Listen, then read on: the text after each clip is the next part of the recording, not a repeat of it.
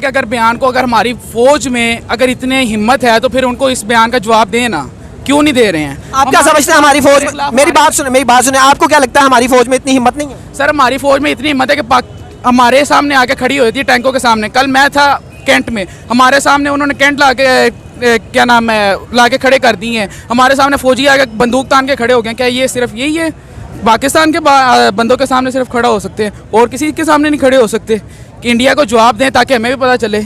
अगर हम बात करें अपने नेबर कंट्री इंडिया की, ठीक है, तो वहाँ पर K4 मिसाइल, अग्नि मिसाइल, इस तरह की चीज़ें लॉन्च हो रही हैं। उनके जो डिफेंस मिनिस्टर हैं राजनाथ सिंह, उन्होंने कहा है कि जी हमने पूरी तैयारी कर लिया पाकिस्तान से गिलगित बल्तिस्तान और जो है कश्मीर लेने की, जो हमारा ऑक्युपाइड कश्मीर, आज़ाद कश्मीर है। तो क्या कहना चाहेंगे कि पाकिस्तान को इन मामलात के साथ अपने डिफेंस पे या अपने दूसरे मामलात पे किस तरह से नज़र रखनी चाहिए? डिफेंस सिस्टम तो कल आपने हमारे पाकिस्तान का देख लिया था ना।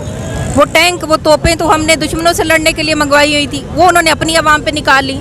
तो हमारी अभी जो चल रही है स्ट्रगल, जो चल रही है वो यही है कि पहले हमें आज़ादी तो दें। हम अपनी ज़िंदगी अपने ही वतन में किस तरह से गुलामों की तरह गुजारे हैं, तो ये सही मामलात नहीं है। किसी भी घर की तामीर, किसी भी कौम की तामीर की एक शुरुआत होती है। हम शुरुआत पे खड़े हुए हैं। ये जो पीछे 70 साल हमने गुजारे हैं, ये तो हमने धोखे में गुजार दिए। उस फौज को जिसको हम सलाम करते रहे, उन इदारों को जिनको हम सलूट करते रहे कि ये हमारी इज़्ज़तों की, माओ बहनों की इज़्ज़तों के ये सारे के सारे मुहाफ़िज़ हैं, उन्होंने कल क्या किया है आज़म सवाती के साथ? उन्होंने तो उन्हीं माओ बहनों की इज़्ज़तें तार तार कर दी।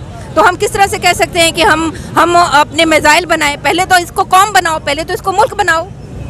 तो मैम, इंडिया के इस बयान को आप किस तरह से देखती हैं कि उनकी तरफ से कहा जा रहा है कि हम गिलगित बल्तिस्तान भी ले लेंगे और आज़ाद कश्मीर जो है वो भी ले लेंगे, हम पूरी तैयारी में। पाकिस्तान जो है राइवलरीज जो है वो इंडिया से, चाइना की बनिस्बत ज़्यादा है, ठीक है। चाइना जैसा एक मजबूत कंट्री इंडिया के ये जो एक्सपेरिमेंट होने जा रहा है K4 मिसाइल का या अग्नि मिसाइल का, इन दोनों में से एक मिसाइल का एक्सपेरिमेंट करेंगे वो। चाइना जैसा स्ट्रॉन्ग कंट्री इस चीज़ से बहुत परेशान है। लेकिन पाकिस्तान को देखें तो पाकिस्तान जो है अपने इंटरनल जो प्रॉब्लम्स हैं उन्हीं को लेके जो है प्रोटेस्ट कर रहा है। इंटरनल प्रॉब्लम्स ये नहीं है, हम एक्सटर्नल प्रॉब्लम्स का ही सलूशन ढूंढ रहे हैं। हम चाहते हैं कि जितने भी गैर मुल्की हैं, जितनी भी गैर मुल्की ताकतें हैं, वो हमारे मुल्क में दखल अंदाजी नहीं करें। हमारी तो जंग ही ये है। आप कैसे कह सकते हैं कि हमें इंटरनल मैटर्स है? इंटरनल मैटर्स तो थे ही नहीं।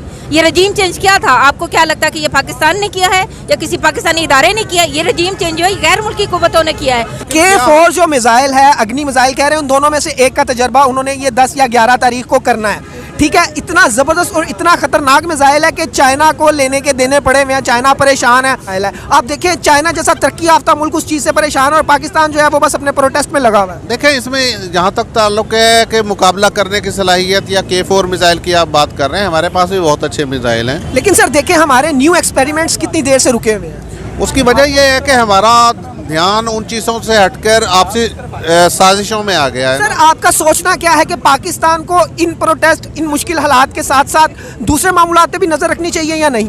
अब पाकिस्तान का असल मसला ये है कि हर इदारा अपने डोमेन में रहते हुए अपना काम करे। जिनका काम इन तजर्बात को आगे लेकर चलना है, मुल्क के डिफेंस को मजबूत करना है, वो इस तरफ फोकस करें। ये वो लोग हैं जिन्होंने पिछले 6 या 7 महीनों में मक्तदरा या एस्टैब्लिशमेंट जो भी आप कहिए, उनका जो एक हिजाब था या उनका खौफ था या उनका जो भी एक कहिए कि कुछ बाउंड्रीज थी, जिनका 70-75 साल मतलब है वो मामला, उसका अमूमी तौर पर अक्सरियत ने उसका एहतराम किया, वो सारा कुछ 6-7 महीने में उड़ा के रख दिया। मतलब है कि कल की ही अगर आप टिकटॉक पे उनका वो देखें मामलात, तो वो लग रहा था कि मतलब मकबूजा लाहौर की सुर्खियां बना के और फिर वो फौजी टैंक खड़े हैं और मार्च और उसके अलावा जो कुछ है, मैं अब क्यों बयान करूं, क्योंकि वो या तो गालम गलोच है और या फिर बिलो दी बेल्ट कमेंट्स हैं सारे के सारे। तो टिकटॉक आप खुद आपकी अपनी एक्सेस है, तो मैं क्या आपको दोहराऊं। तो मैं क्या कह रहा हूं? मैं ये कह रहा हूं कि प्रोपेगेंडा, यानी जो हिस्ट्री है पीटीआई प्रोपेगेंडा सेल की, वो ये है कि उन्होंने 6-7 महीने में वो काम कर दिया जो 70-75 सालों में नहीं हुआ। और हकीकत ये है कि गोया हाथ पैर बांध के रखती है। बड़े बड़े तजियाकार ये कह रहे हैं ना कि एस्टैब्लिशमेंट जो है वो हकी बकी हो गई, they have no clue what to do. चूँकि पाकिस्तान की एक तारीख़ रही है, यहाँ पे बकौल उनके सेफ हेवन्स रही हैं, यहाँ पे बहुत सी ऐसी तंजीमें हैं जो कि वो भी बेलगाम हैं। तो अगर पाकिस्तान में इंस्टेबिलिटी आती है तो मुमकिन है कि, क्योंकि पाकिस्तान एक आम मुल्क नहीं है, पाकिस्तान न्यूक्लियर वेपन्स स्टेट है, तो फिर ये भी ख़तरा है कि ये जो न्यूक्लियर वेपन्स हैं ये कहीं उन दहशतगर्दों के हाथ ना लग जाएं, उन प्रोस्क्राइब्ड ऑर्गेनाइजेशंस के हाथ ना लग जाएं।